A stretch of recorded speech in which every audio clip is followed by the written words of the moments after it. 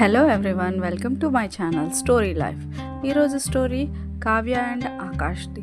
వీళ్ళిద్దరూ క్లాస్మేట్స్. అలాగే ఒకరంటే ఒకరికి చాలా ఇష్టం.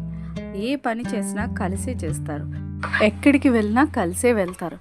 ఇలా సరదాగా రోజులు గడిచిపోతున్నాయి. కానీ ఒకరోజు ఆకాష్కి కావ్య ఫోన్ చేసి నన్ను పెళ్లి చేసుకుంటావా అని అడుగుతుంది. ఆ మాట విన్న ఆకాష్ సంతోషంతో తనని కాస్త ఆశ పట్టిద్దామని చెప్పి నాకు టైం కావాలని చెప్పి ఫోన్ కట్ చేస్తాడు.